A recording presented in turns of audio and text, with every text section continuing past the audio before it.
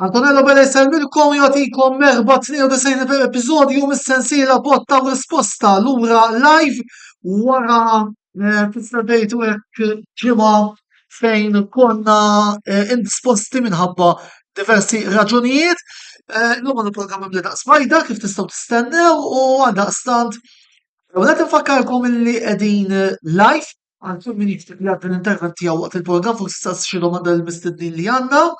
Issa qabel ma nibdew bl-ewwel parti tal-programm naraw naqra x'inhuma t-temi illi għandna illejla waqt dan il-programm ta' botta u risposta. Għaldaqstant inħalli fidej l-announcer tagħna Martina Filletti biex tkun tista' tgħidilna ftit kan lesta likom fil-programm tal-lejla. Martina, fidej. Fil-programm tal-lejla aħna ser niddiskutu is-sitwazzjoni attwali fil-kampjonati nazzjonali amatorjali.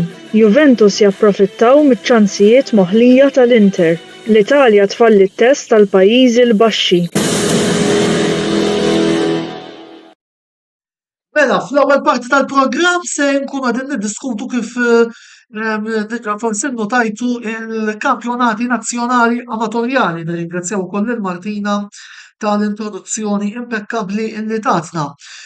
Fuq il-panel miegħi kif qegħdin taraw għandna 3 rappreżentanti, żewġ rappreżentanti tal-Elizabeth kampjonat nazzjonali amatorjali wieħed illi huma Gordon Shepard, President ta' Xena Tornadoes u Mark Pulicino, President ta' Gargowl, fil-waqt illi ħdejja fuq in-naħa ta' fuq tal-lemin għandna lill-Viċi President ta' St. George's Rodney Kabdilla fisem il-Kampjonat Nazzjonali Amatorjali 2.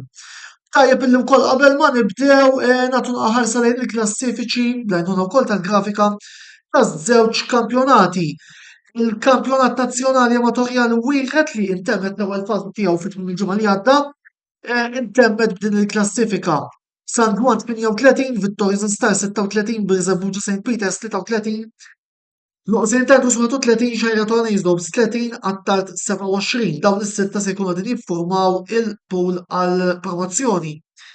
Rendi 24, Ormit 22, Zejtun Corinthians 19, Melliħa 17, Newport United 16, Marsa Scala 15, Pembrun Patriota 13, Gargowl 10, Rabat Angels 6, Imsini St. Joseph 4. Dawn it-timijiet se jkunu qegħdin ukoll jirrappreżentaw l-relegation pool ta' dan il-kampjonat.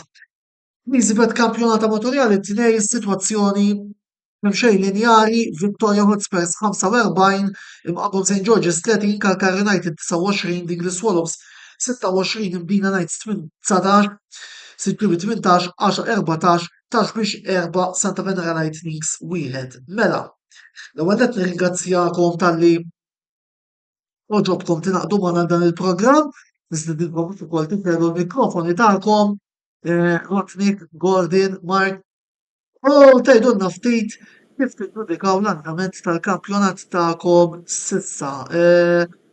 Gordon, tibda inti ħalli nużaw naqra l-ordni tal-klassifika. Nispellem is-semmija kollha u ngrazzi lilek tal-istedina tal-programm. Il-kampjonat tagħna sta ngħid li huwa wieħed interessanti ħafna kif spiċċajna issa top 6 hemm kompetizzjoni qawwija bejn it-timijiet kollha. Kulħadd qiegħed fiċ-ċans għall promozzjoni. Min-naħa tal-klabb tiegħi x-xewqa tagħna hi illi nerbħu l-lob kollha. Mark. Naħa tagħna kien staġun pjuttost negattiv.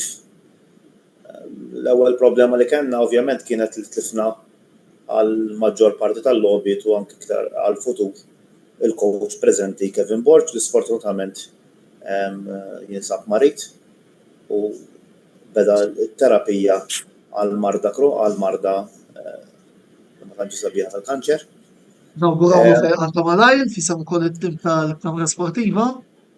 Kien l-ewwel xokk għalina dal-istaġun.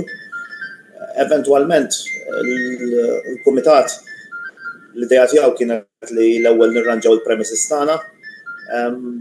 Tajna ċans ħafna miż-żgħażagħ milli għandna filgħin fin-nursery tagħna, allura jiġri x'jiġri maħniex ħanqoddu lura nippruvaw nsalvaw jekk ma jirnexxilniex imbagħad naraw.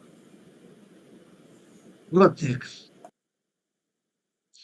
Lek Antonello li lek u l-kollegi tiegħi sħabi Mark u Gordon flimkien ma' telespettaturi kollha li qegħdin jarawna. Fimni l-andament tagħna tal-kampjonat. Aħna bdejna daqsxejn fuq toma morra anka mir-relegazzjoni tas-sena l-oħra. Li ġejna relegati għal dan il-kampjonat. Bdejna b'żewġ telfiet mal-Kalkara u mas-Siġġieri, però mbagħad irkuprajna mhux ħażin, infatti llum qegħdin it-tieni post flimkien mal-imqabba. Qegħdin niġġieldu għall-ewwel 4 postijiet biex inkunu nistgħu nilagħbu l-playoffs biex minn hemmhekk joħroġ min se jkun qiegħed jiġi promoss għall-Amichel League One għalkemm anke din hija hemm sħaba sewda fuqha il-promozzjoni għaliex l-affarijiet hawn Malta kultant għas jien stess ma nkun naf li nkun jerġa' nofsa għas nkun naf x'qed jiġri għaliex sal-lum stess ma nafux l-ewwel 4 postijiet il-playoffs kif ħajkunu qed jilagħbu, hekk hux ħajkunu qegħdin iġorru l-punti magħhom, hekk hux ħajibdew minn zero, għadna wasalna fl-aħħar biex nkunu qegħdin nilagħbu l-playoffs u għadna ma nafux il-playoffs kif ħajjintlabu, ġifieri dawn l-affarijiet jiġru Malta biss, imma aħna din hemmhekk nżommu saqajna mal-art, it-tim tagħna qiegħed juri potenzjal biex ikun qiegħed hemmhekk jiġġieled tal-promozzjoni u jekk tiġi l-promozzjoni jiġi ċans tal-promozzjoni aħna ħanipprovaw niġġieldu biex ikunu hemmhekk. Rodnik, tista' tara ftit fuq dan din il-ċertezza li hemm fuq it-tieni fażi? Fuq it-tielet fażi. It-tielet fażi. Laqqas fażi għaliex kif qiegħed anka ġiwwerdjat ir-regolament tal-MFA jgħidlek ċarutont li jispiċċa l-lig. Mela, tal-Challenge League u tal-Amichel League One jgħidlek tispiċċa l-ewwel fażi jinqasmu u tkompli t-tieni fażi. Biex imbagħad kif tispiċċa t-tieni fażi minn hemmhekk joħroġ min ħajkun promoss u relegat. Tara l-istorja hi differenti. L-istorja qiegħda li jispiċċa l-kampjonat mela l-kampjonat spiċċa. U jibda kampjonat ġdid b'4 li jkun hemm round robin u dan il-kampjonat min iġib l-iktar punti u t-tieni fih jiġi promoss għall-Amichel League One. Apparentament inqala xi miżinformazzjoni anke l-MFA batet qed tgħid li batet xi kjarifika fejn għalina din mhijiex kjarifika xejn imma tieħdet deċiżjoni għaliex għandek kuntatt li fil-bidu tal-istaġun kienu saru laqgħat u kien sar qbil bejn il-klabbijiet kollha u sħabi li qegħdin hawnhekk dana jistgħu jikkonfermaw għaliex kienu jkunu preżenti waqt il-laqgħat.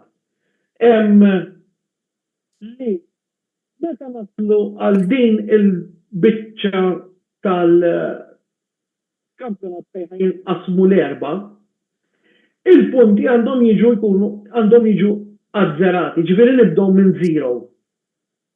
Walla, l-4 li għandna nibdew minn zero u minn ġib l-iktar punti binna jiġi promoss.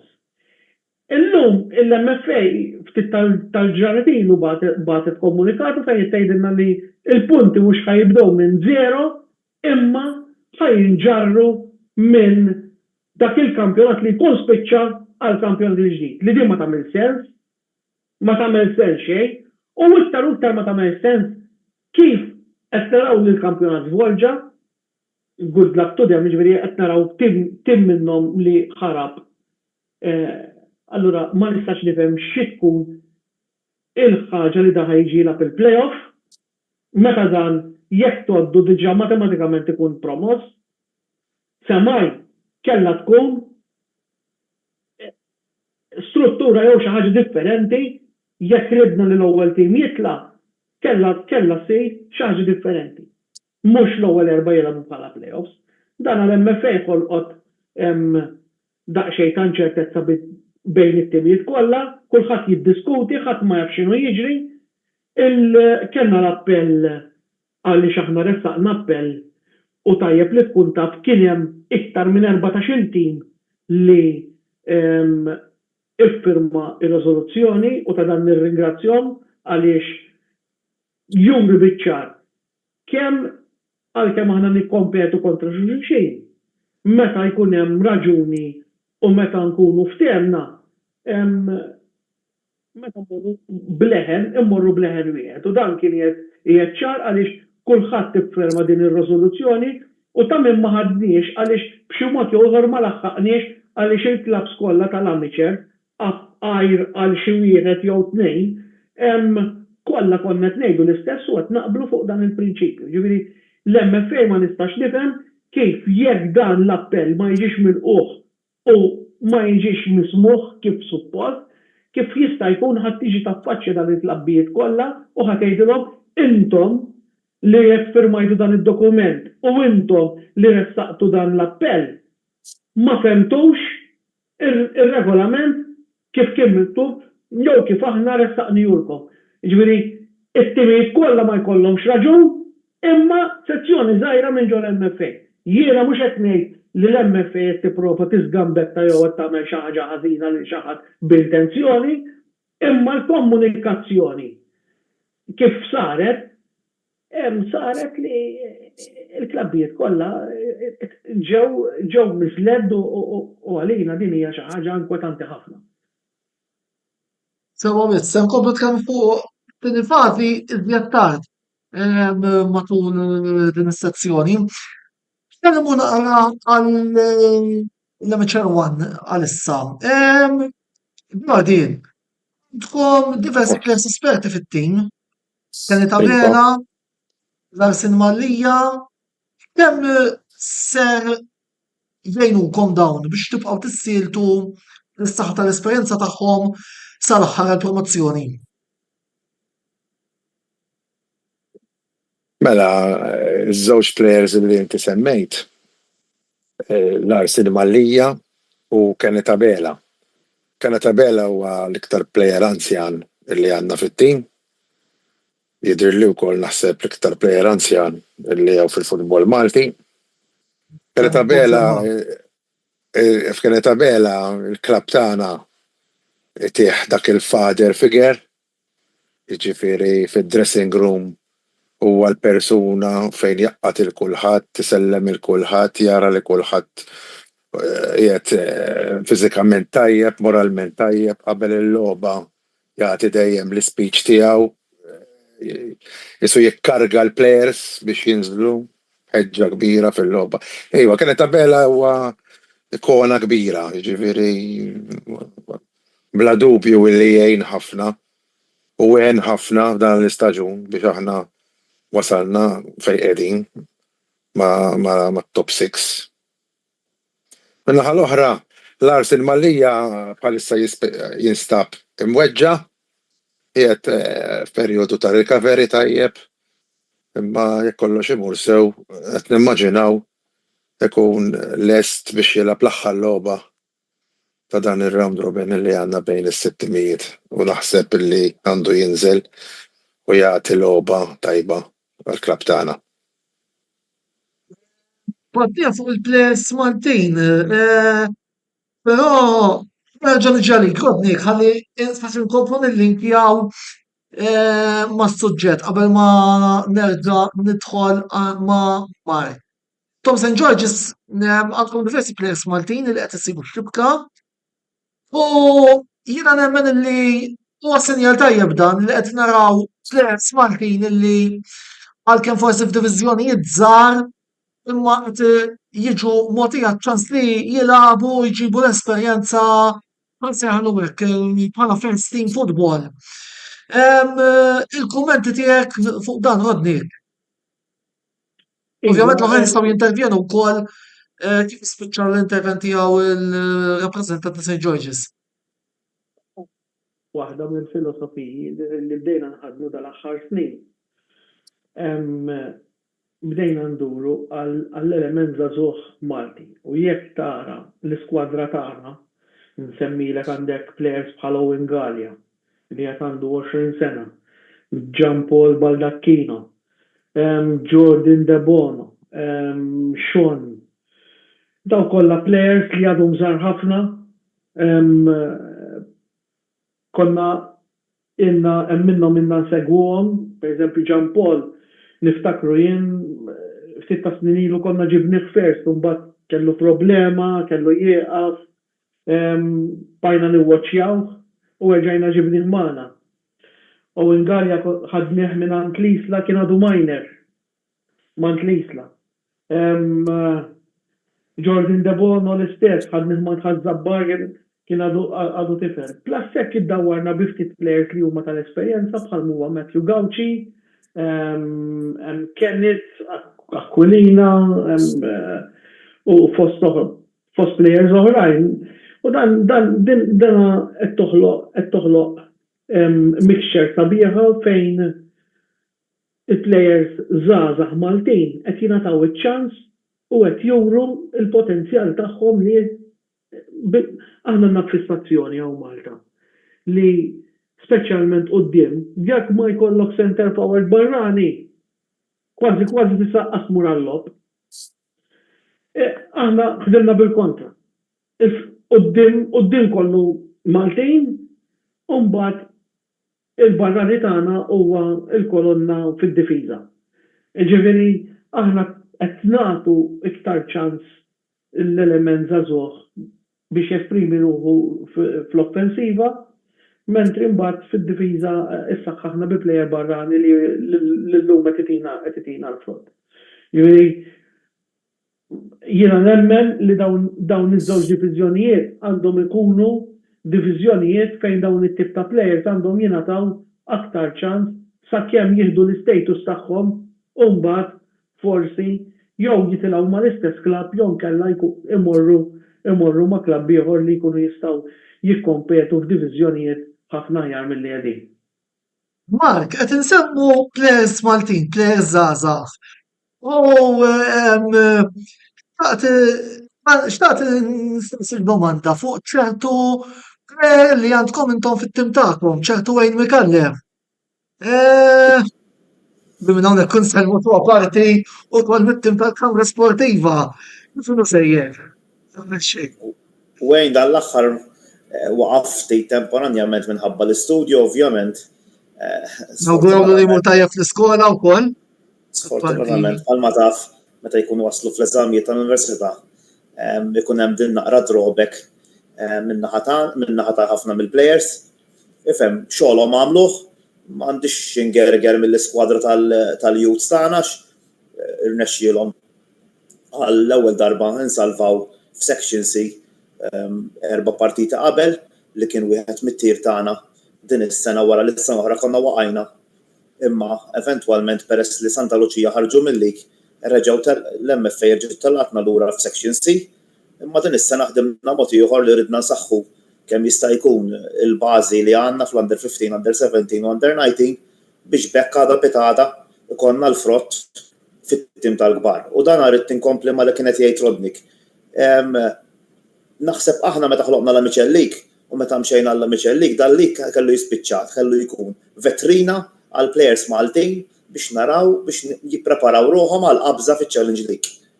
Sfortunatament ġejna bil-qaddisin ta' plejers barranin, kulħadd jinvesti fil-plejers barranin, flejers kbar fil-plejers barranin u l-Maltin u mbagħad jispiċċaw biċ-ċejċa. Problema wkoll mbagħad li jiena pereżempju bħala klabb aħna ddeċidejna li kemm jista' jkun nagħtu spazju plejers żgħażagħ u plejers aħna labna plejers 16-17 sena li tajnihom iċ-ċans u jibqgħu jieħdu ċ-ċans anke fir-relegation pool issa li eventwalment dan huwa ċ-ċans tagħhom li juru x'jafu eventwalment jiġri jekk il-klabb jirnexxielu jisalva dawn għandhom is-sena d-dieħla jkunu ħadu żmien ta' esperjenza biex is-sena d-dieħla jerġgħu jkunu parti mill-iskola tal-kbar, eventwalment is-sena jekk l-affarijiet imorru bil-kontra ikollhom iktar ċans jilagħbu f'diviżjoni inferjuri at least ma' timijiet li jkunu ta' mparu.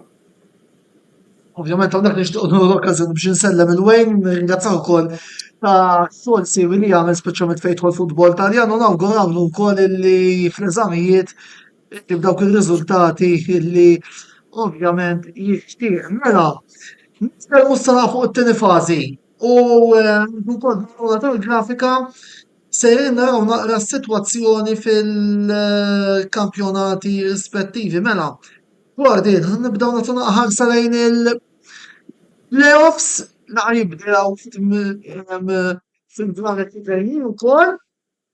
Intom ix-xajra ħatibdew mat-Tart, San Juan, Luqa, Victoria Stars u Bulġi St. Peters. Ma nibdew minn hawn. Kif tiġġudika il-polza li telgħatilkom qabel xejn?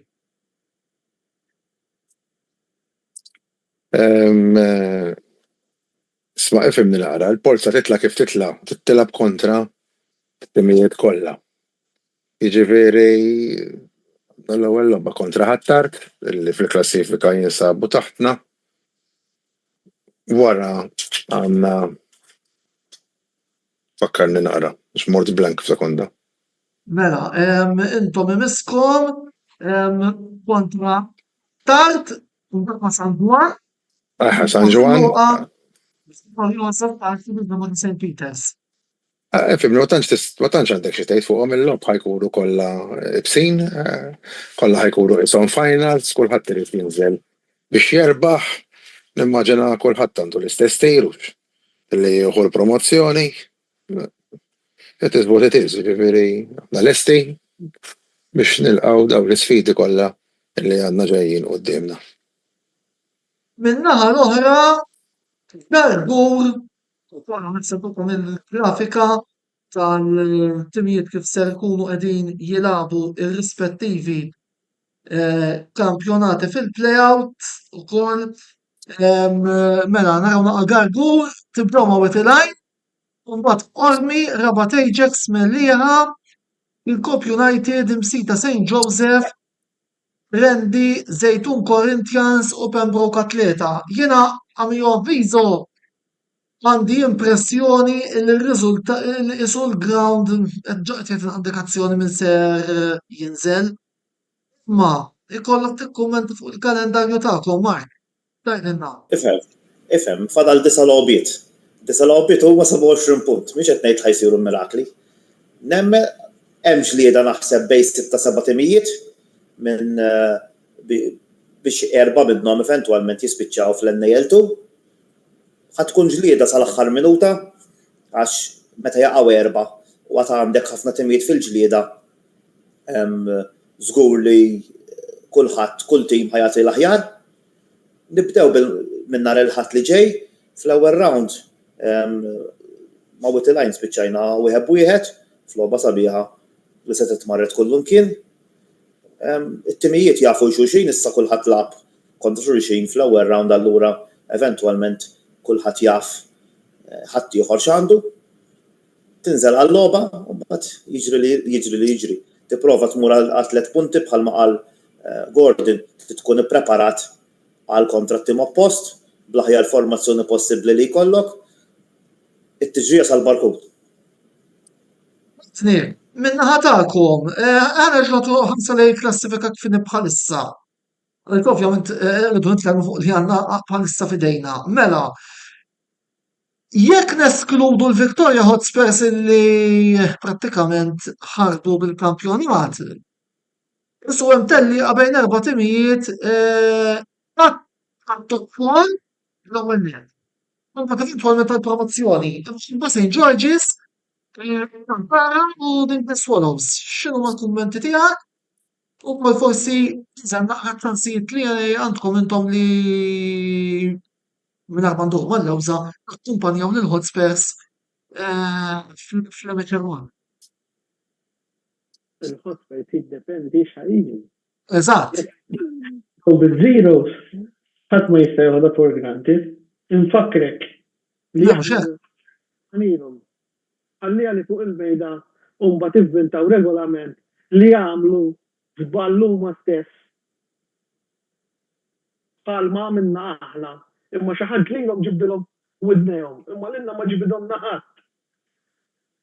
U ma stess mbagħad tefgħu protest kontrina, jiġifieri aħna kieku għandna 3 punti oħra. Imma ħila dik. Aħna issa fadlilna kontra l-Imdina li ħanilagħbu l-weekend li ġej, u mbagħad nilagħbu kontra l-istess Awċejn u fl-aħħar kontra Santa Venera. Il-weekend li ġej imisshom Dingli kontra Kalkara, hekk mhux sejjer żball, jiġifieri wieħed minn dawn jitlef il-punti żgur. Allura issa jew ħadd Dingli jinqataw l-isfel. Fatti din logħba ħadd intlapata fid-9 fiċ-ċentenarju. Għalhekk.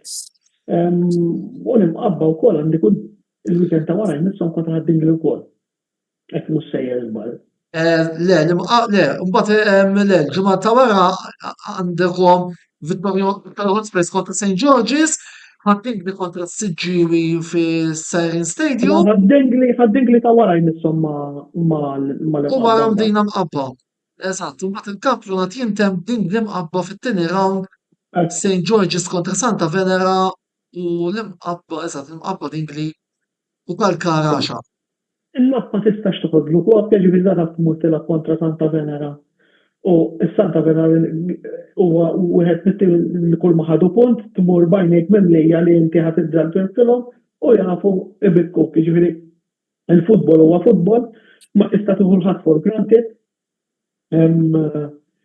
Imma kif jidhru l-affarijiet, jidhru li ċ-ċansis tagħna li nkunu qegħdin mal-ewwel erba' qegħdin hemm u jekk nidħlu mal-ewwel erba' u jiddependi mill-appell x'ħa jiġri għaliex nemmnu aħna jekk nibdew minn zero għandna ċans daqs kulħadd kemm nispiċċaw l-ewwel u anke mit-tieni. Ġifieri l-erba' timijiet li hemm il-ħames timijiet li hemm maqta' quddiem aqta' ftit il-Hotspurs li kulħadd jaf il-livell tagħhom li huwa daqsxejn ola minn taħat ieħor meta toqgħod qis li dan għandhom plejers tas-sena l-oħra kien għadu jilgħab man-Nazzjonal ta' Malta, ġifieri dan għandhom il-Ferdinando Apap, għandhom il-Rodrik Briffa li sas-sena l-oħra kien għadu jilgħab fil-Premier mal-Mosta u għandhom bosta plejers oħrajn ta' livell li ġifieri żgur mhumiex tal-livell tal-Amichel League Two, ġifieri il-livell tat-tim tal-Victoria Hotspurs nirrikonoxxuh u nirrispettawh,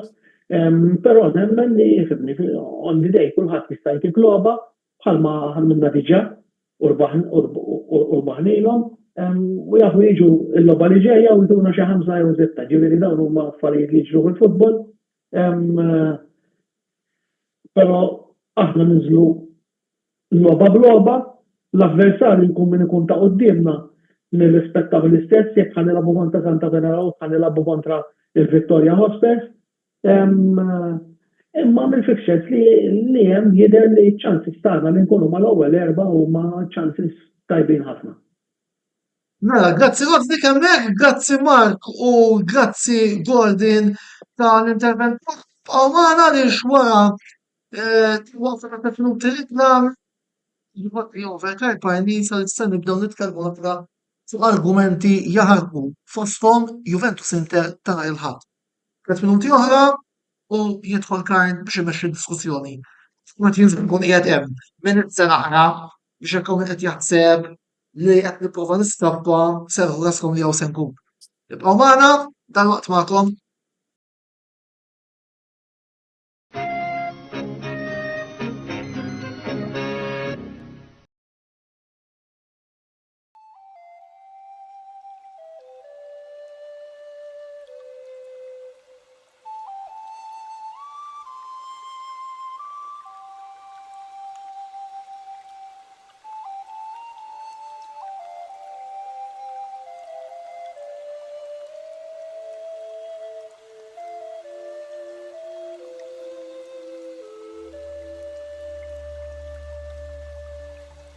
Beauty Wisdom tal-Fgura għall-aħjar prodotti u servizzi ta' sbuħija. Żuru wkoll Nails by Xarawna fl-istess stabbiliment għall-aħjar servizz ta' trattament ta' dwiefer.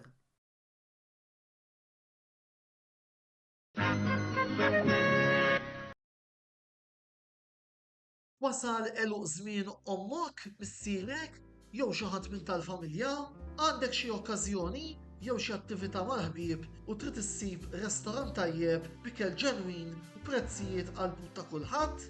Post wieħed għandek issib El Catalan tax-Xajra fejn issib għażla vasta ta' pizza, pasta, grills u għaġin f'atmosfera b'element familjari.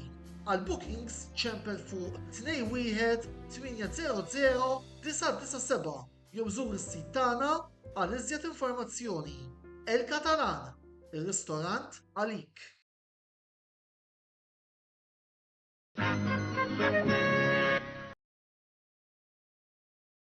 Għand Michael's Butcher tal-Ħamrun issibu l-aqwa laħam ta' kwalità bi prezzijiet raġonevoli. Jippreparaw ukoll affarijiet homemade għal barbecues, festini u ikliet bħal burgers, braġoli, kebabs, laħam mimni, diversi kwalitajiet ta' salzett u ħafna iktar. Ikollhom ukoll fnik ta' Malta friski u laħam ta' żiemel. Mela żuru il-ħanut ta' Michael's Butcher li jinsab f'Misraħ is-7 ta' Ġunju 1919 fil-Ħamrun, fejn kien qabel il-ħanut tal-Lumen 2000. U taraw bajnejkom li m'hemm ħadd taqwa minn Michael's Butcher tal-Ħamrun. Għal iżjed informazzjoni żuru l-paġna ta' Facebook ta' Michael's Butcher, dan li jinsab il-Ħamrun, jew inkella ċemplu fuq 2124 8651 jew inkella 7904 7220.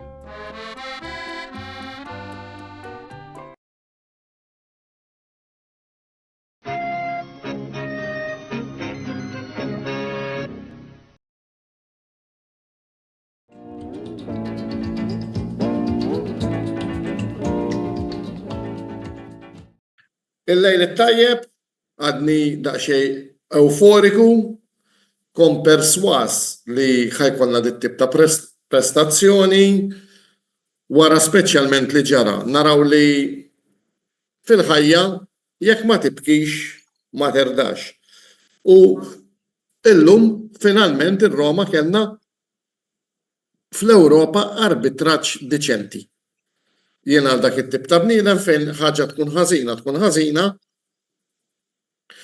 u fejn tkun tajba. Wara li għalhekk fil-ħajja għandek bżonn li meta ħatamel il-ment tagħmlu b'mod ċivili.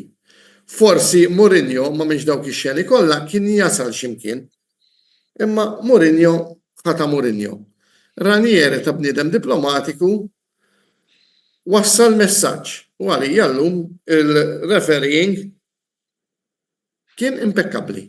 Kien refereeing denju, refereeing imparzjali, refereeing ta' livell għal livell ta' tazzali. Biss, illum nixtieq nibda għalkemm dejta xi euforiku ma nistax ma ngħaddix messaġġ ta' kondoljanzi u kuraġġ lil ħabib kbir tagħna li s-soltu kien ikun hawn jirrappreżenta l-Manchester United iva għalih qed ngħid għal Oliver Xikluna, kuraġġ Oliver, tlift il-mama, tlift parti kbira minn qalbek u fisem sħabi li qegħdin kollha hekk preżenti u l-oħrajn nixtiequ ngħaddulek law kondoljanzi, kuraġġ u l-mama tiegħek għalkemm mhux se tkun qed gawdija fiżikament imma perswas li tkun qed tieħu ħsiebek minn fejn qiegħda. Aħna qegħdin hawn għalik, għamel kuraġġ u l-ħajja trid tkompli. Mela, l-iktar ħaġa li nħobb nagħmel tal-maġistrat u llejla fuq il-bank tal-imputati għandi lid-direttur li mid-dera dis-sena għal xejn qed jirsisti għax iċ-ċavetta tal-penthouse qed jixdu ilu u min-naħa l-oħra għandna membru ieħor tal-istaff, il-Mark Xkembri, li nixtieq nieħu l-opportunità biex nawguralu il-buon compleanno. Grazzi. Jiġifieri illum fuq tlieta għadet sewwa għadet il-Borma mela nifraħ inħabbar Roma nuri solidarjetà mek kollega tagħna Oliver u nawguraw lil Mark. Apparti minn hekk, is-sur editur nawgurawlu l-Ben Tornato għal mawra sabiħa li għamel, one of the top li tista' jkollok, well done. Mbagħad qed naraħ isu li mħallef l-ħaq tal-kundanna il-ħabib tagħna Roberto bl-soltu analiżi teknika tiegħu impeccabli ta' ex-coach li kien. Mela, jekk sibt li Sur Antonello billi qed titħaq li ħankun ħelu miegħek, insiha. Għammek se tibgħet li tkun ħelhom nitkellmu dak li hu mhux. Mhux hekk aħna jekk ma niċċajt aħna dejjem bejnietna jistgħu jgħidu iċċetta bejnietna. Il-ħin kollu għaddejn naqbdu niċċajtaw ma' xulxin wala ħess ma jkunx hekk. Mela, nistieden issa lil Mark u l-Antonello biex jibdew jagħtuna id-daqsxejn ta' analiżi tagħhom fuq il-partita tal-ħadd li għadda. X'taħseb ħanibdew bik Mark bħala r-rebbieħ. Mela, l-ewwel ħaġa li tajjeb lil kulħadd is-segwaġi tagħna u nżid fuq li qal iktar kmieni li nagħti il-kondoljanzi personali fisem sħabi kollha li l-ex kollega tagħna Oliver u l-bib tiegħu dejjem miftuħ bħalma huwa miftuħ għal kwalunkwe persuna oħra. Mela ħanġi għall-logħba. Il-logħba jiena nemmen li kien fiha żewġ ċuċuħ ta' munita. Fl-ewwel taqsima l-Inter kieku ħadu ċ-ċansijiet tagħhom kienu jaqtawna saqajna tnejn, mhux waħda ta' tnejn. Mill-logħba ma ħaduhomx. U mbagħad eventwalment naħseb illi sal-lum il-Juventus għamlu l-aħjar taqsima tal-istaġun sħiħ u mbagħad fil-verità fl-opinjoni tiegħi ma serqu xejn. Mbagħad dak il-gow ta' Konsejsaw għall-inqas kienu qed miftit spunti pożittivi li kellna dan l-istaġun tant medjokri. Fil-fatt antiċipajt li domanda li kon ħansaqsik hija ħejjina tal-istess opinjoni tiegħek li kelli nagħti titlu lis-sintesi ta' din il-partita ngħid li l-Inter ramew ix-xugaman. Jiena nemmen. U bit-Taljan jiġi Inter xopona. Taqbel ma dan Antonello?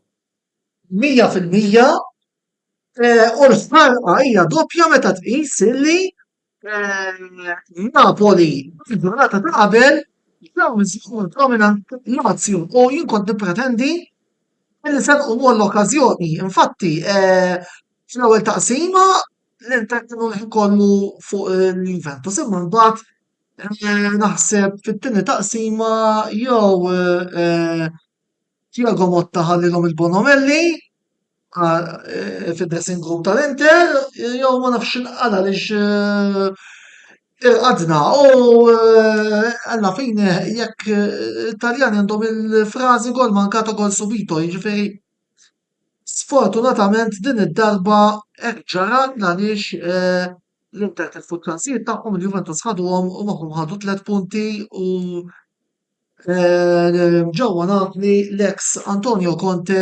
jirringrazzja wkoll tal-favur li Juventus għamlulu. Mhux għall-qalbeton ta' li għamilnilu favur. U iktar u iktar għattim tiegħu. Nifmek.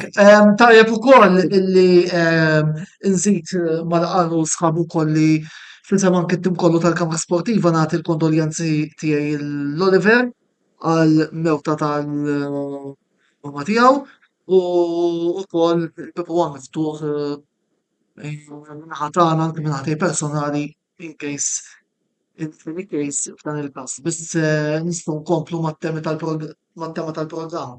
Prattikament mela għandna common denominator li iċ-ċansijiet mitlufa mill-Inter wassal biex Juventus permezz ta' gowta konsejsaw ħadu 3 punti. Mela, issa ħnaddu għall-analiżi teknika. Wara l-logħba ta' nhar il-ħadd, Aziz Roberto, ħanaraw kien ir-relationship fuq Facebook ma' Tiago Motta jew le. Buonasera. L-ewwel insellmilkom kollha kemm intom u nsellem minn dawk kollha tisegwuna. Bid-domanda li għamilt li Karl xerraqtni, ħankun onest.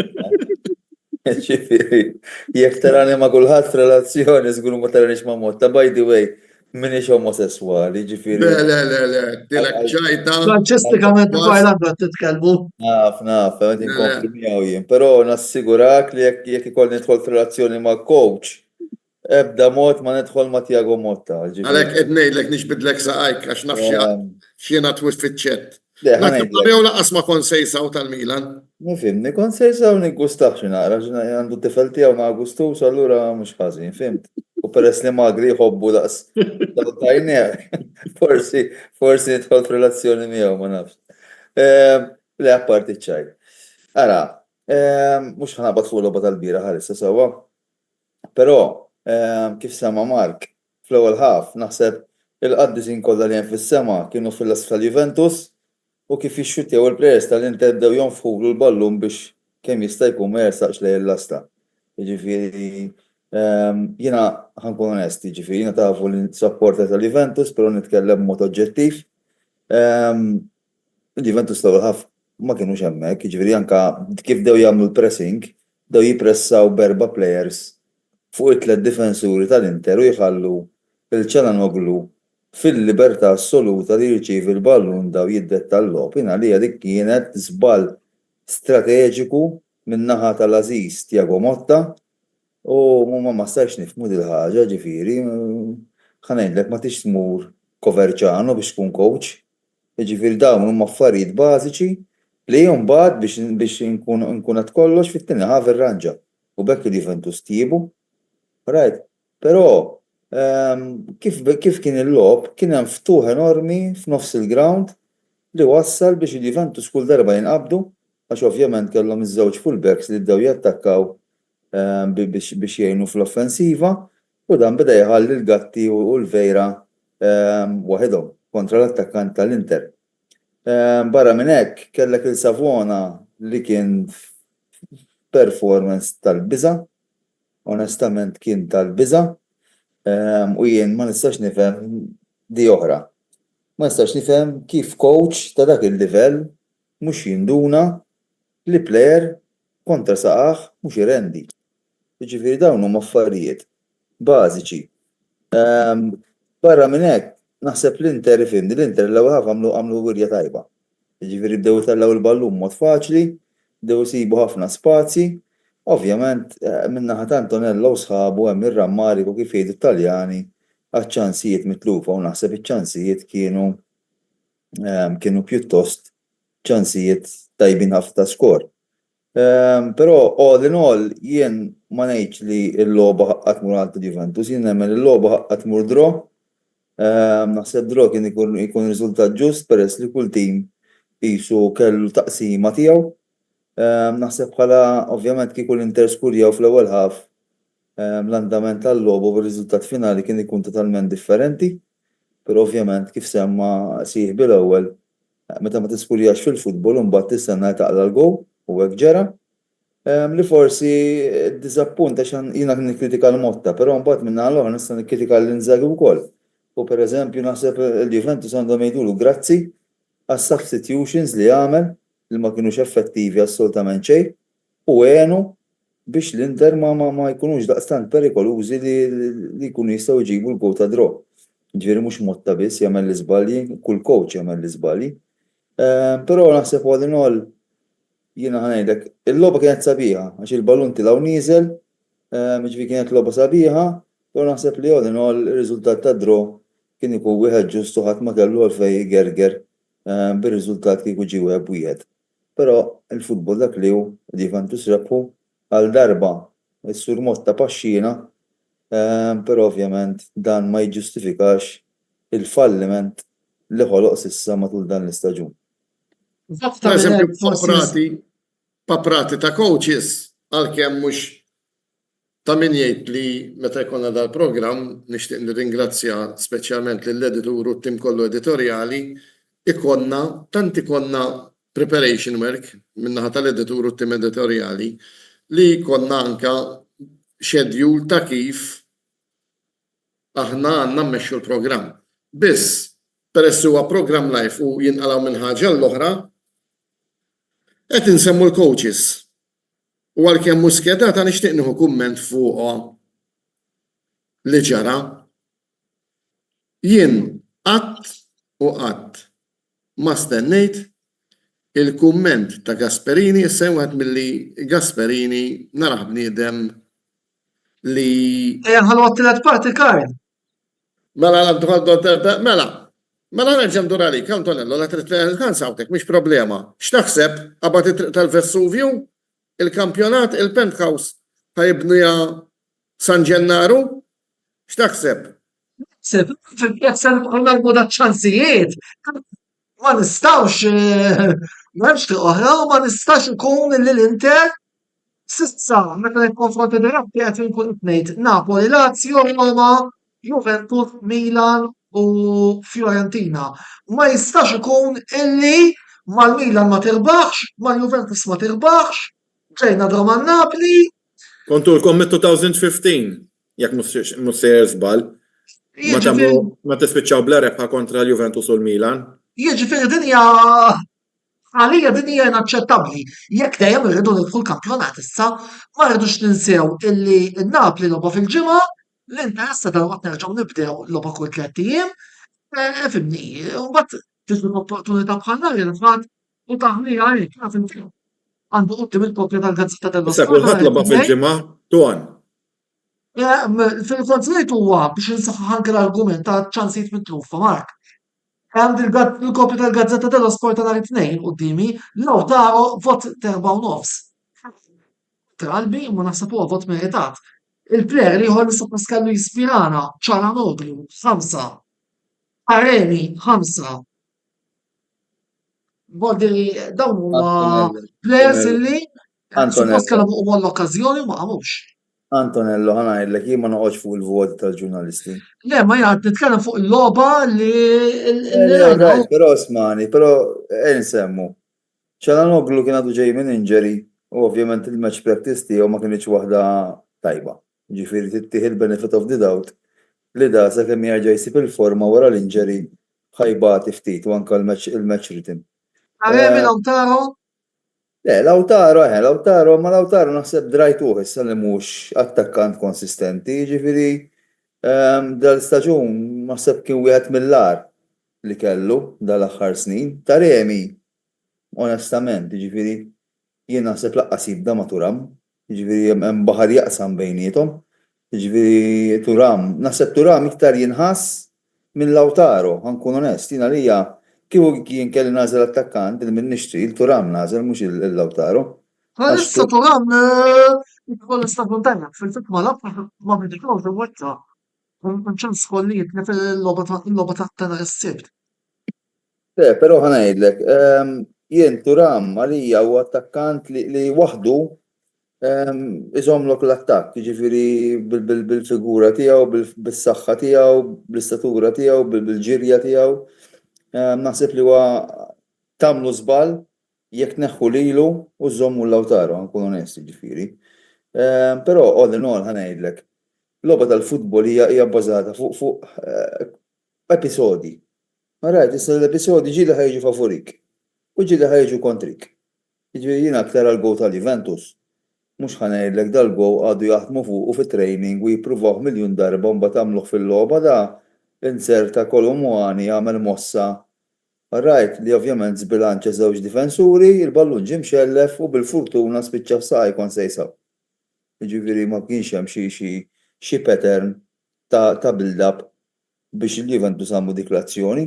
Rajt iktar tara l-build-up li bdew jagħmlu l-Inter fl-ewwel ħaf u Dumfries dejjem jiġi kważi man-to-man ma' Di Gregorio u kellu ħafna ċansijiet fejn seta' jiskurja.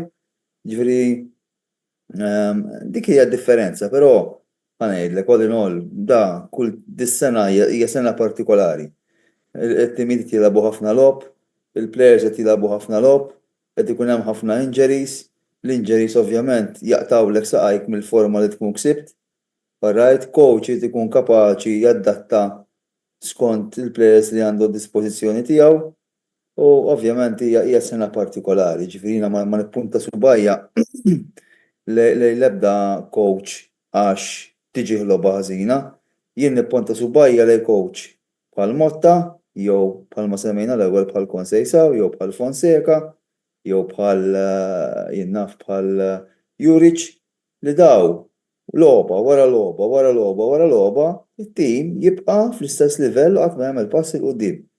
Jiena biex nagħlaq il-kapitlu fuq Motta, jekk imbagħad nitkellmu fuq iċ-Champions League kien kompli fuq il-logħba tal-bieraħ, jien diżappuntat dal-coach għax wasalna f'nofs frar, right, u sal-lum it-tim la għandu identità, la għandu stil tal-logħb, la għandu build-up. Jekk tara l-Juventus meta jilagħbu ma' tim li jpressom għoli bħalma ġara l-bieraħ pereżempju, il-players jibdew jirtrodu bil-biża' għax ma jafux ħajamlu meta jkunu under pressure. U nista' nżid xi ħaġa oħra li qed naqra bħalissa u qed nara ħafna kummenti fil-medja hija l-arroganza sfaċċata li juża Motta.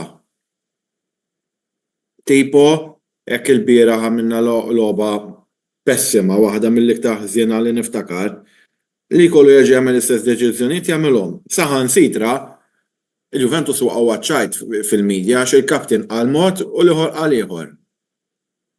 L-ieħor qed ngħid għall-coach.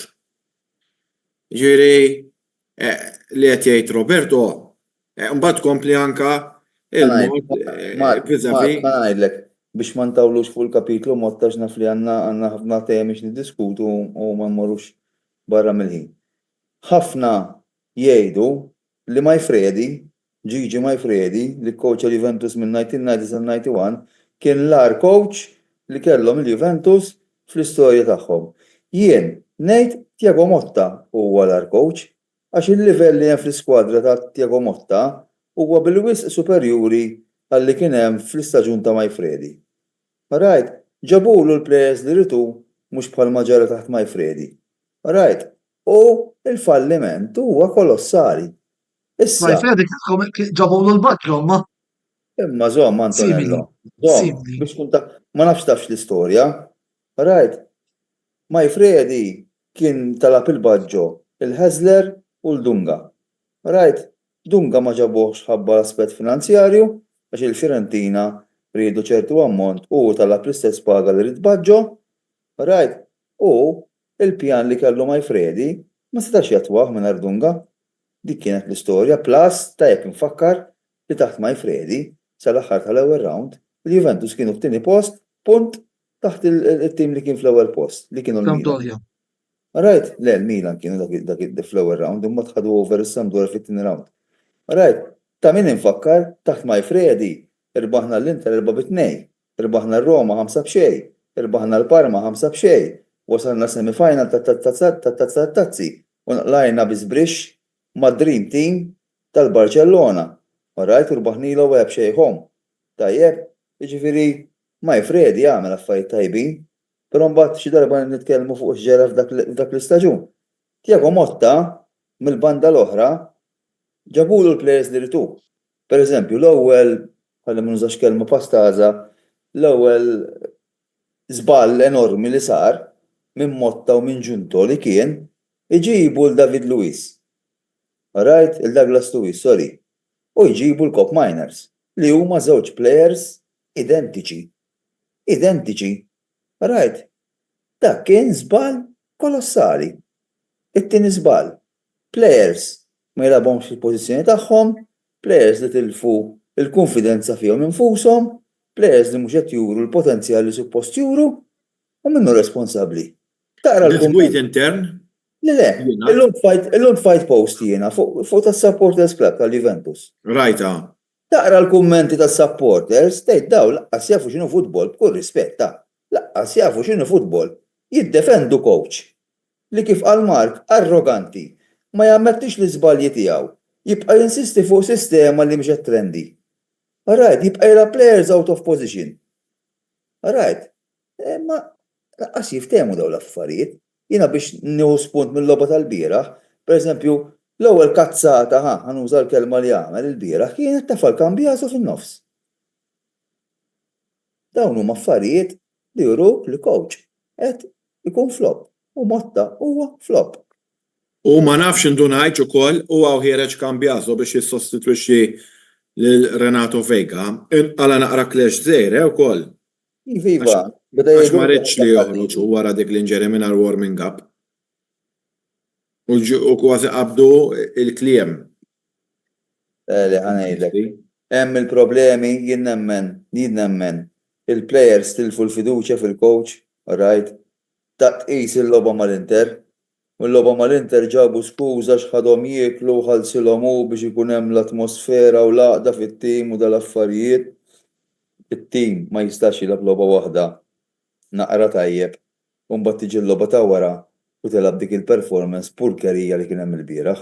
Nispera ma nkomplux nhar il-ħadd ewwej mal-Kaljeri.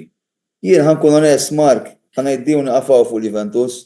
Jalla jibqgħu jitilfu sakemm ikaċċuh. Jien dik ix-xewqa tiegħi. Alright, u mhux qed nitkellem hekk supervja, qed nitkellem hekk għax jiena nħobb il-Juventus. U ma nixtieqx nara Juventus fl-istat li qegħdin bħalissa, aħjar jaqbdu l-coach tal-next gen li qalaħħom mill-qiegħ il-klassifika u l-xulxin milli jibqgħu bla l-imbarazz, għax Thiago Motta huwa imbarazz. Jiena ħaġa ħanejt li minn dan kollu. Jiena s-sena l-ora Antonello kien dan iċ-ċans nitkellem fuq il-Juventus wara kull logħba. Jekk tinnotaw jien qatt ma ħadd kontra Allegri, però naħseb li kien wasal iż-żmien tal-bidla. Imma kif qal tajjeb Lippi, ġifieri Lippi żgur li jafu ħafna l-futbol minn sempliċement dilettant bħali. U qal il-Juventus kellhom bżonn coach imma li speċi ta' jimmotivahom da dem taraf sejjerek? Isu bniedem statiku, vera tgħidli kulħadd bil-karattru tiegħu, ma jien li ma lqotniex. Issa jew minħabba l-passat interessa tiegħu ma stax għadni ġo moħħi minħabba dik li xuma Buffon. Dak undercover qiegħed isu Beki. Jew kella, I mean, ta' finalment jekk huwa hekk, li ma nimmaġinax tal huwa hekk, issa naf li tgħidha bċajta. U ħajfott il-karriera tiegħu fl-aħħar mill-aħħar ta' ħadd iktar. Mela, fuq il-parentesi, derbi d'Italja, Juventus li it-tim ta' Motta ħareġ rebbieħ, nagħlqu din ir-rokna nirringrazzja lill-Antonello, lill-Roberto u lill-Mark tal-interventi tagħhom u ngħaddu għar-riklami u bħas-soltu għamlu użu minnhom għax dawn huma ta' għajnuna żgħira għall-ispejjeż kbar li għandna. Narawkom għat-tielet parti.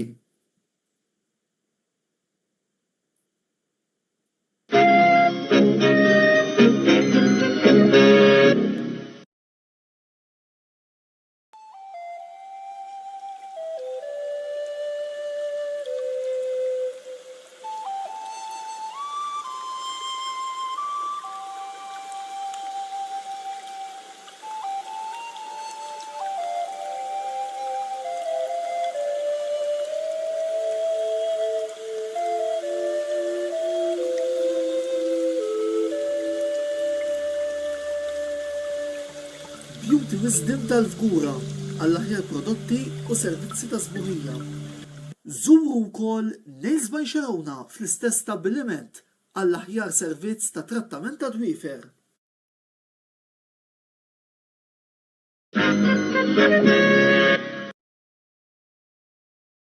Wasal eluq żmien ommok, missierek, jew xi ħadd minn tal-familja, għandek xi okkażjoni jew xi attività mal-ħbieb u trid issib restorant tajjeb bikel ġenwin u prezzijiet qalbu ta' kulħadd? Post wieħed għandek issib El-Katalan tax-Xajra fejn issib għażla vasta ta' pizza, pasta, grills u għaġin f'atmosfera b'element familjari. Għal bookings ċempel fuq 21-800 997 jew żur is-sit tagħna għal iżjed informazzjoni. El-Katalan, ir-ristorant għalik.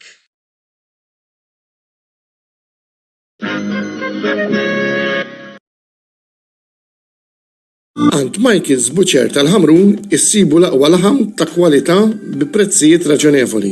Jippreparaw ukoll affarijiet homemade għal barbecues, festini u ikliet bħal burgers, braġoli, kebabs, laħam mimli, diversi kwalitajiet ta' salzett u ħafna iktar.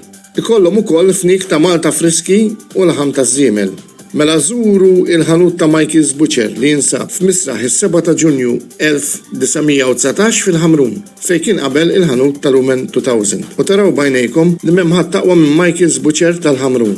Għal iżjed informazzjoni żuru l-paġna ta' Facebook ta' Michael's Butcher dan li jinsab il-Ħamrun jew inkella ċemplu fuq 2124 8651 jew inkella 7904 7220.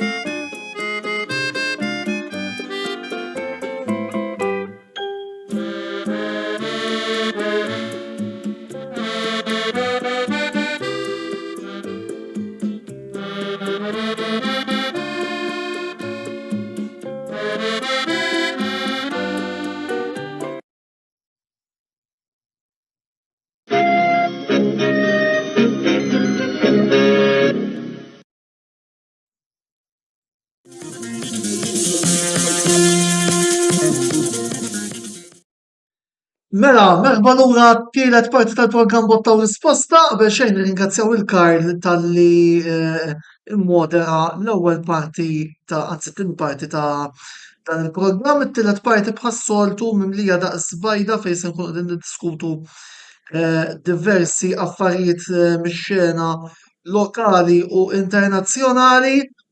Ftit tal-ħin ukoll kellna il-polots tal-kwarti tal-finali tal-FA Trophy li wkoll stejrin nurukom hawnhekk bil-grafika Belgrade kontra Valletta, Floriana kontra Mosta, Ħamrun Spartans kontra Slima Wanderers, Hibernians kontra Nashar Lions, il-lob Saint tlab bejn l-4 u l-5 ta' Marzu li ġej.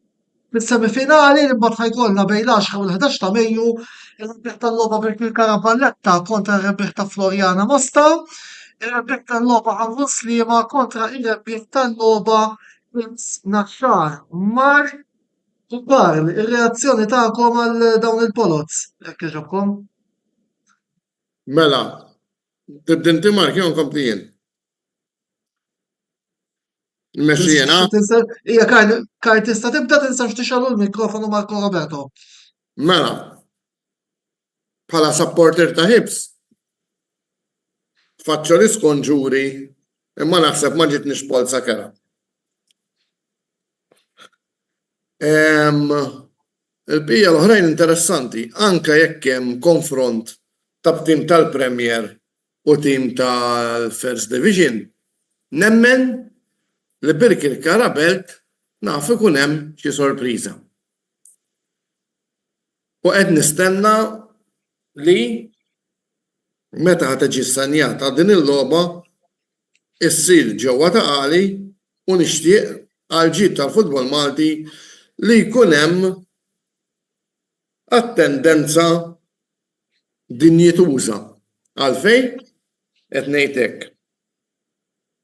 Minħabba l-fatt li jiġri jiddispjaċini imma s'issa ħafna pompi u ħafna daqq l-attendenza li ssegwi l-Kampjonat Premier Malti hija below average. Għallna l-izdiet, pero Chief Executive tal-Malta Premier League għallna l-izdidet fuq il-televizjoni. Jina rajta naqset. Palqu kulħadd jgħid li jrid. Sorry. Jien fil-ground rsiet rajt naqqis tanjes fuq għajnejja. Mela, nerġgħu ngħaddu għall-kummenti ta' daw l-erba' kwarti ta' finali.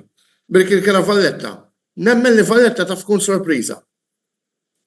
Floriana Mosta. Perswassa ħajsiru ħafna gows. Imma nemmen li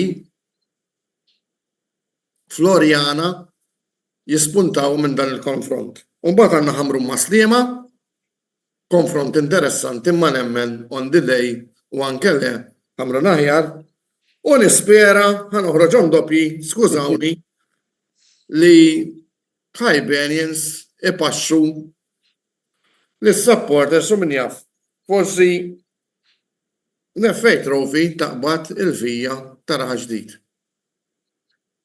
Ma naxxar nemmen li għalkemm illum ma tista' tieħu xejn for granted, nemmen li f'Mejju jaf inkunu qegħdin nieħdu dak il-fliexkun birra tad-dieta biex niċċelebraw il-rebħ tal-FA Trophy. Minn fommok lalla. Karl, Għajd li l-Aziz. is-supporters kollha tal-Hibs bħalissa jagħmlulek il-qrun. Jiena ħriġtu doppju. Taf għalfej. Ma rridux ninsew illi il-rebħ tal-logħba Antonello. ħibsna x-xar jitjab mal-ħamrum jew maslima, Dem, Antonello, għanamel l-argument, ek ma jimpurtax. Mela, le? Għax sa ġimatajn ilu seħebna Karl-Parnis bida jitħambaq ġimma wara ġimma wara ġimma li fl-axħar tal-istaġun ir-Roma u taħt Ranieri ħajrpu l-Koppa Italja u rajtna kemm repu l-Koppa Italja. Ġifieri issa qed jagħmlu niskonġur is-supporters tal-Hibs ħabba li qed jgħid Karl. Iktar mill-Koppa tal-iktar kont qed ngħid tal-Koppa UEFA wkoll. Inti kont tgħid ħabba l-istulla tal-Koppa Italja. Iktar iwa kellek tgħidli x'tixtieq pereżempju, iktar milli qed li nerbħu iktar bħala xewqa kienet isa bħala rikonoxximento di karriera xtaqt li jiġi dak l-event speċjali fl-istorja tar-Roma għax hekk kieku ħadu l-Koppa Italja kienet kull xar waħda li tfisser is-Silver Star on the shirt. U għedt li nixtieq kieku tiġri taħt Ranieri biex Ranieri jibqgħu infakkar għal dak li qed jagħmel. Ħala miljenna tas-sigarru. Ħanitkellmu fuq tas-sigaru tibżax dal-waqt. Ejwa, jiġi xmagri għalik u għatkessax. Dal-waqt, mela, Mark, għandek xaġġu żżid fuq l-FA Trophy għan nkun nistgħu marru għall-item li jmiss?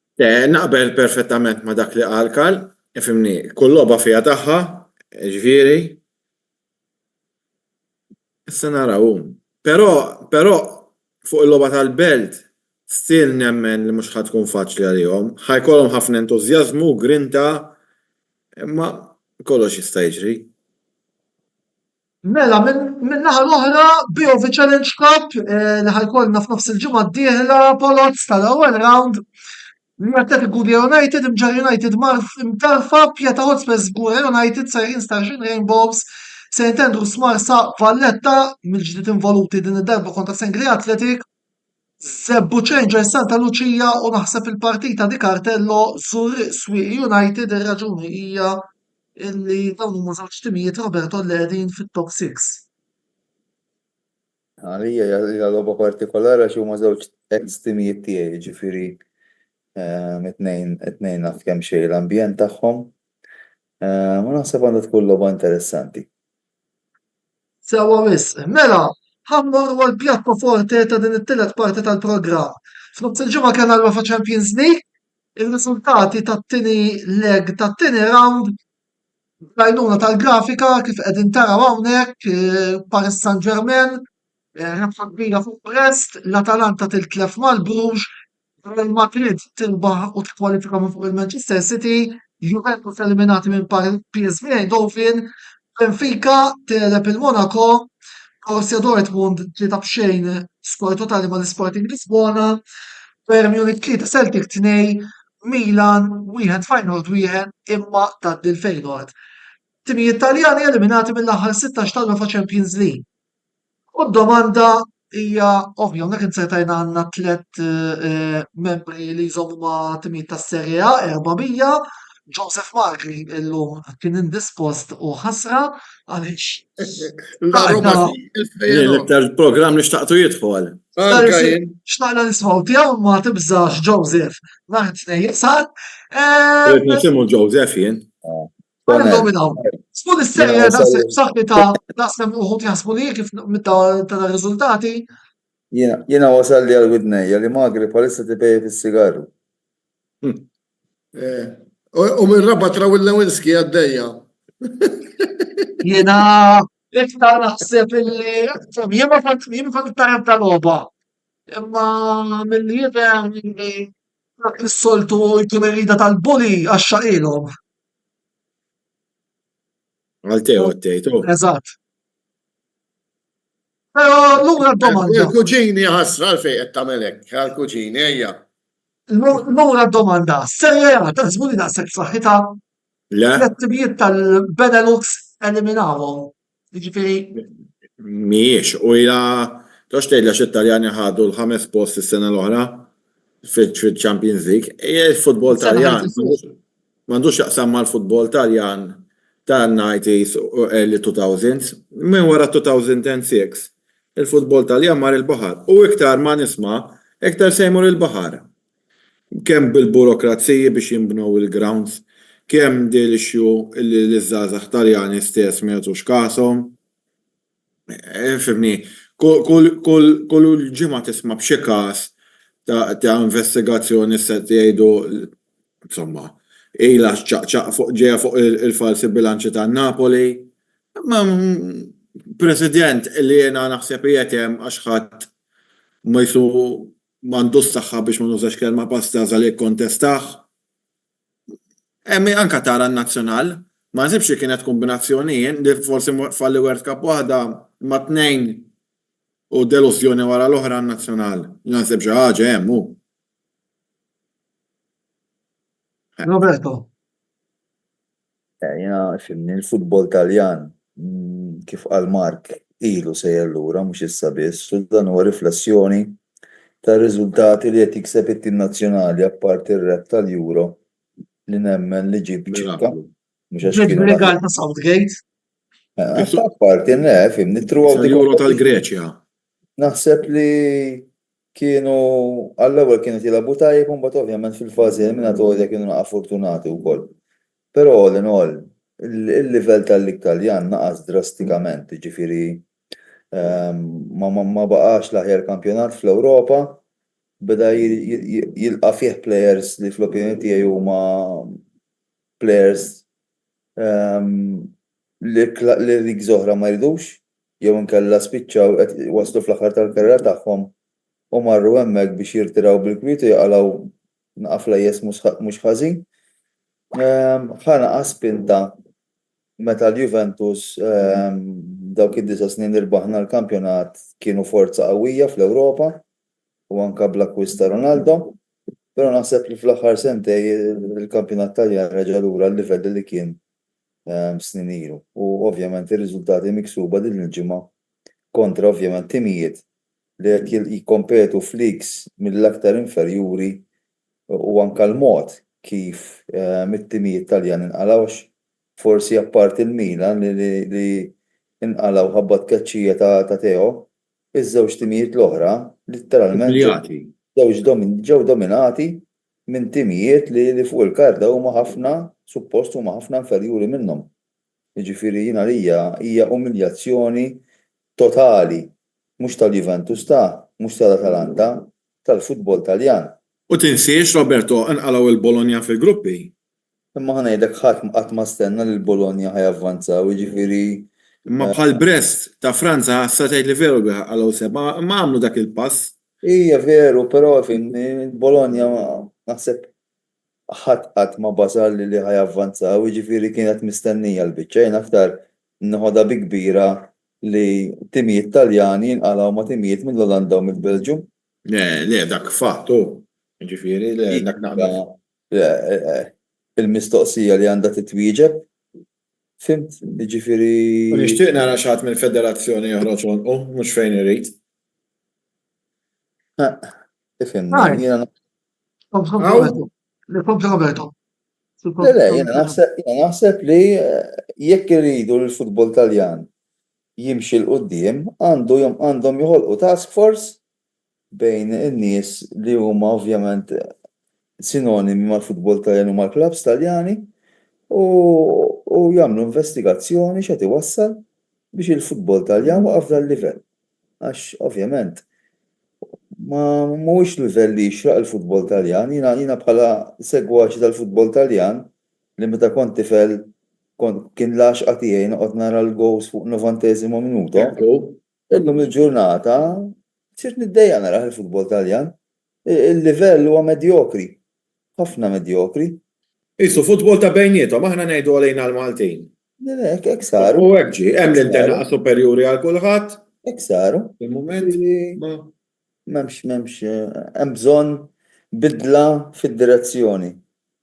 Kif kienu għamlu Franza way back meta ma kienu xaddew għal World Cup ta' 94 biex eventwalment rebħu fil-98 mbagħad l-ewwel darba. Eżempju, dak u minn għalli l-istess task force li qed jgħid Roberto kienet saret ukoll mill-Belġju fil-passat. Qed insemmi xi pajjiżi rinomati għan-nazzjonal tagħhom. Però ħanajdek Mark, jien ma naraħħiex biss mill-aspett tattiku jew tekniku. Il-bieraħ pereżempju jew anke t-tlieta kemm il-PSV u kemm il-Bruges mhumiex teknikament jew tattikament superjuri għal Juventus jew għall Atalanta. Jien aktar nara mill-ispett psikoloġiku, il-grinta li kellhom iż-żewġ timijiet, id-determinazzjoni. Sil-final kienu bla kontu mill-istajt nifhem xina ba' mweġġajn. Kert koċ tal-Feyenoord. Ir-rieda biex jirbħu dik tittara l-plejers Taljani qishom bla ħeġġa, bla motivazzjoni, bla rieda. Fimt, ġifieri Influencers. ma naħseb li hemm ukoll hemm bżonn xi psychological training għal daw il-plejers għax ifhimni.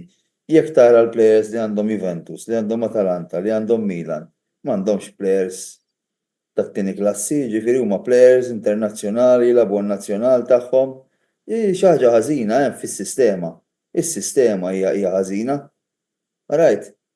U forsi anke il-livell tal-futbol Taljan qed jaffettwa mbagħad meta t-timijiet jiġu jilagħbu fl-Ewropa ma' timijiet jilagħbulhom high tempo. U dik naħseb hija l-ikbar problema li għandhom it-timijiet Taljani. Għax meta jilagħbu ma' timijiet high tempo jibgħatu ħafna jibgħatu. Right, apparti ovvjament l-ewwel Karl semma ta' Gasperini pereżempju. Anke kif tajt, ir-reaction eċċessiva wara l-logħba dik turi unprofessionality. Meta coach jattakka plejer tiegħu jgħid li wieħed mill-ar penalty takers tad-dinja daw affarijiet ma jitwemmnux ta'. Jiena kelli rispett kbir lejn Gasperini, però qatt ma stennejt. Jiena qasret nemmen il-widnejja. Qatt ma stennejt li da wara l-logħba ħajattakka plejer wieħed li tajjeb li nsemmu li kienu li rebħu tazza Ewropea. Jiġifieri come on, ta' ma tistax inti tarmi dak li jkun meta lilek tellak fil-ġenna sempliċement għax għamel żball u forsi kontribwixxa biex reġa' tefak lura fl-infern. Ma tistax tattakka hekk plejeru. Midjan tal-hija kbir. Żball kollha jtef penalty su. Mhux hekk. U da ma tgħidx. Gasperini parla mill-warrani. Da ma tgħidx tefgħu barra, da laqgħu il-gowler u kien tajjeb il-gowler. Ġifieri plejers kbar tilfu penalties, ġifieri ma kellux għalfejn jagħmel dak l-outburst kontrih. Dak huwa żball kbir. Sallum Mark Kassi, Zingonja, imma apparentement talab li ġi ċedut fl-aħħar tas-season. U dak qed jistemma ħafna mal-Juventus. U Juventus kieku Juventus jieħdu l-plejers kollha li jissemmew. Kollhom biex jagħmlu 4 skwadri mhux waħda. Qed jissemma ovvjament. Kemm jissemmew plejers. Jiġifieri miners ieħor l-iktar. Jien naħseb jekk jitlaq Lukman imur l-Ingilterra jew Franza mhux ħajmur ma' klabb Taljan. Żgur. Ħassa si domanda lilek. Mela faqqa. Ti preferi vjaġġ il-mezz fl-Antwerp ta' Bilbao jew derbi ħraq mal-trin tiegħek fil-round li tal-Europa League? Min irid jiġi? Anzi, mal-ġirien tinżel iktar rasel, mal-ġdieden il-blu. Mhux iktar. Man-Napletani ta' Ruma, ġibhom. Jaqalawkom Karl. Ija, nagħmlu pizza mħatra li nerbħulhom. Jien mhux tilfulhom għedlek jaqalawkom. Hemm differenza. Jien ngħidlek ngħaddu aħna. Nagħmlu għall-pizza mela. Mela telqet. Jekk tirbaħ li Napletana ħallaslek. Xorta Nikola ta'. M'għandix L-sejt il-mara tiegħu bħala notar, ħalli jiktbuh dal-biċċa xogħol Antonello għall-programm. Aħna nagħmlu Memx għalfej f'net jisimgħuna segwaċi, bisser fuq din ukoll li ħankun fatt li sejn telef Taljan issa u pratikament Nispera li samani xi ħadd li qed ngħid li ħajgħaddu l-Lazio u ifhmuni. Ejja. issa naraw insellmu wkoll waħda mill-sponsors tagħna li żgur mhux forsi tkun qiegħda segwi il-programm tagħna llejla supporter ta' Lazio. Se naraw dal-Polos joffru l-Inter Svio Final kif qed tgħidu Roma, Athletic Bilbao Lazio u fejn tidħol conference għassa jkun il-Polos tal-conference ukoll Fiorentina jistaw jilabu ma' Panathinaikos jew Viking tal-Iżlanda jew inkella Olimpia Ljubljana jew Borac. Fiorentina li nemmen li naħseb huwa l-iktar tim mit-Taljani li fadal li jista' javvanza iktar fl-Ewropa. Illa li xi timijiet li hemm fil-conference jekk neskludu lit-Chelsea naħseb li huma alla portata dej Viola jina rigward l-Inter. Chelsea baħar wieħed qegħdin qalleb ieħor ta' ġifieri ma' insomma. Forsi mhux da se konsistenti fil-kampjonat. Biss nemmen li huma spanna fuq l-oħrin fejn tidħol fil-konferenzi fejn tidħol l-Inter PSV u Feyenoord issa naraw se jiġri jiena bħalma nħobb ngħid nimxu logħba. Mela, nitkellmu naqra issa fuq il-kampjonat Premier.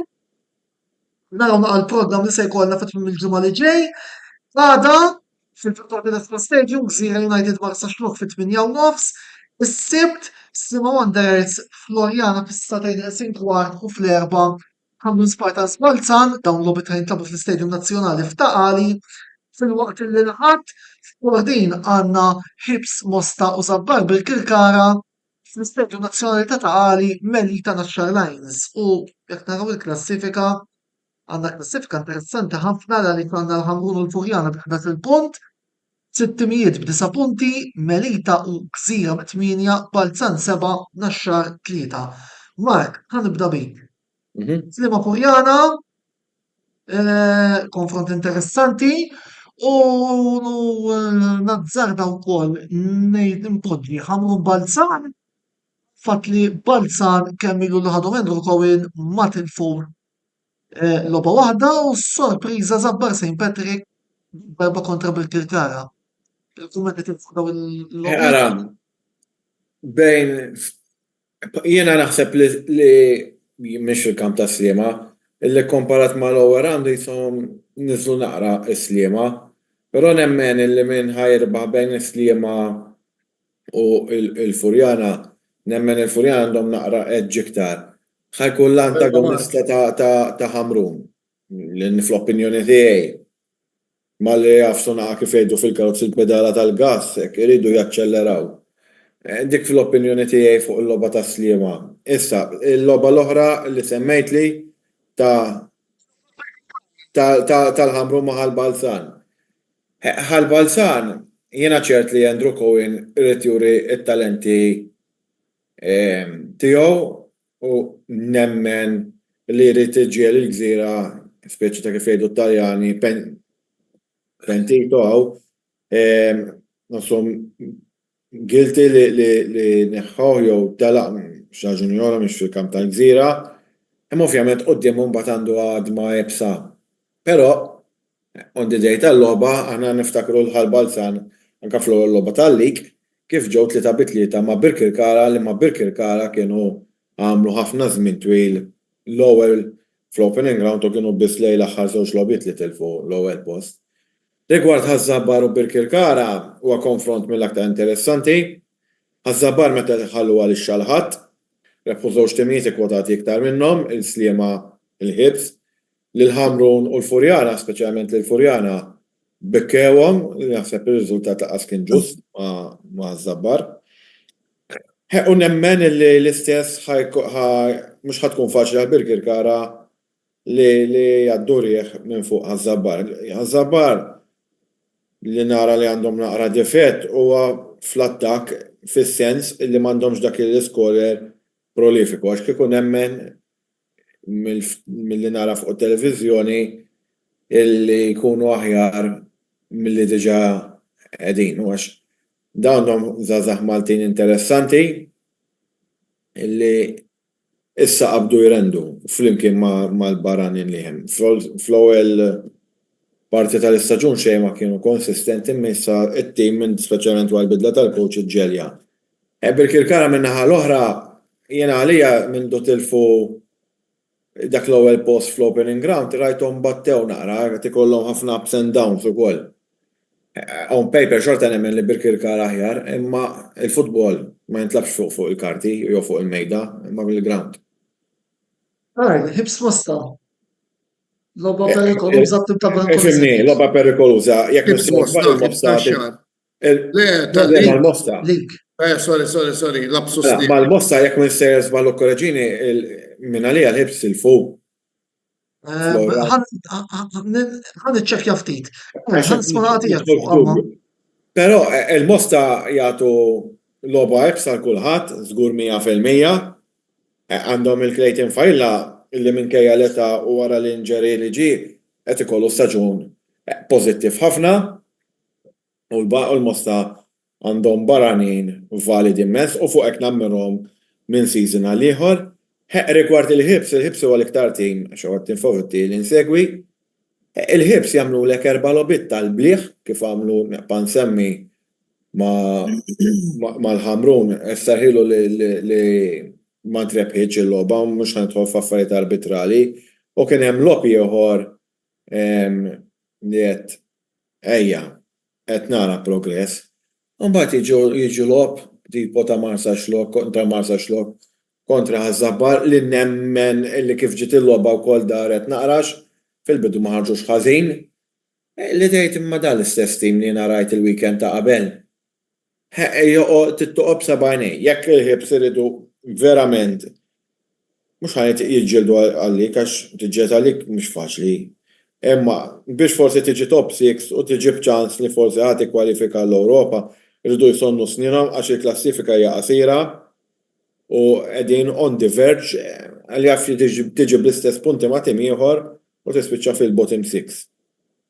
U ma nixtieqx li tkun xi logħba kontra l-Mosta li tkun kaġun. M'għandi xejn kontra l-Mosta, ma ħjar mbagħad ngħid lift kontra il-Furjana li huma r-rebbieħa tal-opening ground jew kontra l-Ħamrun tgħid, all right, għandek l-oppożizzjoni iktar b'saħħitha minnek li tkollok baxxi rasek, imma nemmen li l-ħibs on paper u jitfhom naqa' moħħhom hemm jistgħu jġibu riżultat pożittiv.